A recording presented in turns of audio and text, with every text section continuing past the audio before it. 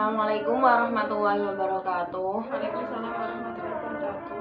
Kami dari kelompok 70 KKN IKA DR IAIN Kudus 2020 program studi tadris bahasa Inggris akan menjelaskan tentang penggunaan herbal dalam menghadapi COVID-19 yang akan dijelaskan oleh Raditya Firda Maulani, mahasiswa farmasi Universitas Diponegoro. Waktu dan tempat dipersilakan. Terima kasih teman-teman atas kesempatannya. Saya di sini ingin menjelaskan mengenai herbal yang dapat digunakan untuk menghadapi COVID-19. Maksudnya menghadapi COVID-19 ini tuh untuk menjaga daya tahan tubuh. Karena kan salah satu upaya pencegahan dan penanggulangan COVID-19 itu yang terpenting adalah daya tahan tubuh, menjaga kesehatan seperti itu. Nah, di sini saya akan menjelaskan herbal apa saja yang bisa digunakan untuk menjaga daya tahan tubuh. Yang pertama itu ada kunyit. Nah, kunyit ini sudah ada klaim dari Badan POM yang dia itu bisa digunakan untuk menjaga daya tahan tubuh atau memelihara kesehatan tubuh. Kemudian dia juga diklaim untuk membantu meredakan nyeri pada kesehatan dan dia juga dapat memelihara kesehatan fungsi hati. Kalau untuk konsumsinya bisa dengan cara dia dibersihkan dulu, kemudian diparut, diperas, langsung tidak perlu direbus, bisa langsung dicampurkan dengan madu, diminum setiap hari bisa. Kemudian kalau untuk keamanannya dia aman, tidak menyebabkan mutagenik dan tidak menyebabkan adanya kerusakan pada reproduksi. Karena belum ada ya penelitian yang mengatakan bahwa kunyit ini misal menyebabkan hipotensi atau menyebabkan mandul atau apa, tidak ada. Jadi dia aman untuk mutagenik dan reproduksi. Tetapi dalam penggunaan kunyit ini sebaiknya jangan digunakan oleh ibu hamil dan ibu menyusui karena sudah ada penelitian yang menyatakan bahwa kunyit itu dia metabolit utamanya bisa ditransfer melalui plasenta dan melalui laktasi. Jadi karena kan anak-anak tuh nggak bisa mengonsumsi semua macam ini ya, semua macam obat atau zat-zat tertentu. Jadi takutnya nanti kalau kena sama bayi anaknya kan ya gimana ya, bisa menyebabkan bisa bahaya seperti itu. Kemudian penggunaan kunyit juga jangan diberikan bersama dengan NSAID. NSAID ini golongan obat anti nyeri ya, salah satunya anti nyeri kayak paracetamol kayak gitu, tidak boleh digunakan bersamaan. Kemudian obat-obat yang untuk anti kolesterol seperti simvastatin itu tidak bisa digunakan bersamaan dengan kunyit. Kemudian penggunaan kunyit ini memang sudah ada klaimnya bahwa dia aman dan dapat digunakan untuk daya tahan tubuh, tetapi dalam kondisi tertentu, penyakit tertentu, kunyit ini tidak bisa digunakan untuk semua sembarang penyakit.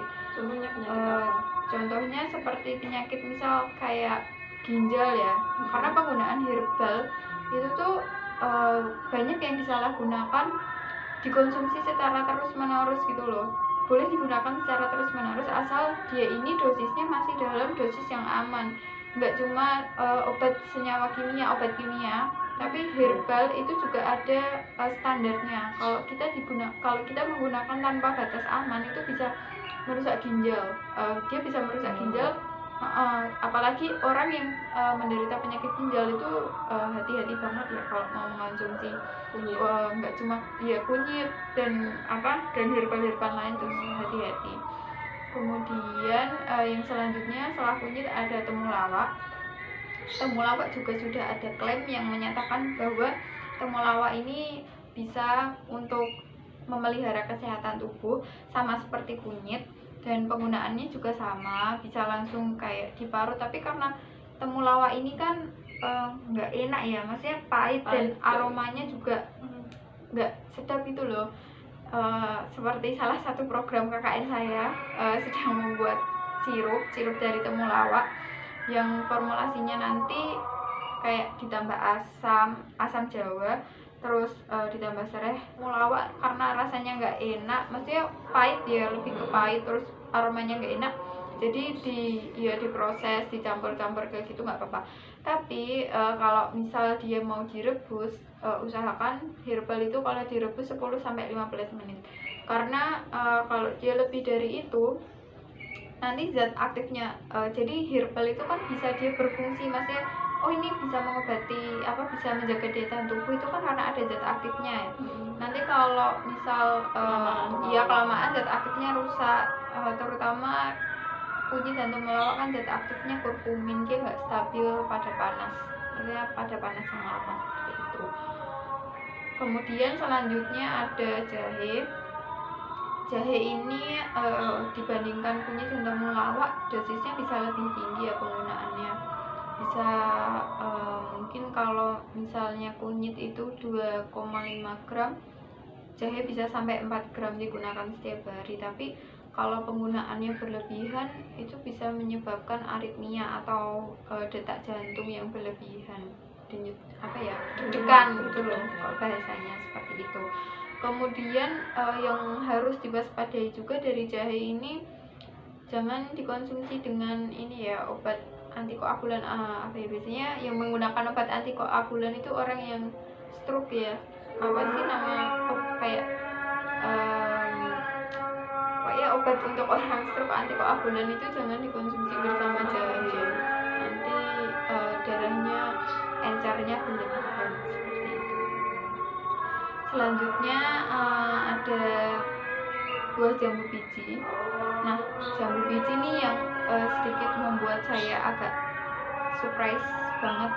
Ternyata yang sudah kayak diberitakan kayak buah vita itu katanya jambu biji kan memiliki 4 kali vitamin C lebih besar daripada jeruk. Padahal kalau dimakan kan rasanya pasti asam jeruk ya.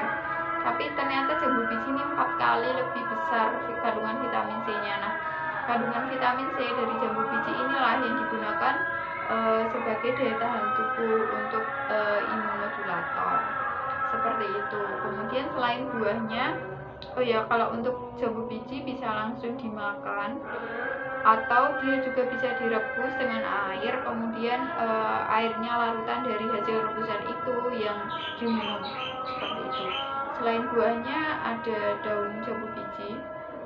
Nah, daun jambu biji ini menurut penelitian sangat bagus untuk menjaga daya tahan tubuh ya, bisa meningkatkan jumlah sel darah putih, sel darah merah seperti itu. Kemudian cara penggunaannya bisa 15 gram daun segar dari jambu biji, kemudian ditambahkan dengan 1 liter air. Seperti yang tadi saya katakan, untuk perebusannya jangan lama-lama, usahakan jangan lebih dari 30 menit ya. Kemudian yang perlu diwaspadai dari buah jambu biji, untuk orang yang sudah didiagnosis oleh dokter bahwa dia menderita diabetes, herbal kan boleh dikonsumsi setiap hari ya, tapi kalau untuk menderita diabetes sebaiknya tidak boleh dikonsumsi lebih dari 30 hari. Kalau mungkin mau 30 hari harus konsultasi ke dokter. Jadi tadi adalah penjelasan singkat mengenai penggunaan herbal sebagai dalam menghadapi COVID-19 yang telah dijelaskan oleh Mbak Firda. Sebenarnya masih banyak obat herbal yang digunakan dalam menghadapi COVID-19 ini. Namun karena waktu terbatas, jadi kami cukupkan sekian. Dan terima kasih untuk Mbak Firda karena sudah menjelaskan. Sekian dan terima kasih. Assalamualaikum warahmatullahi wabarakatuh.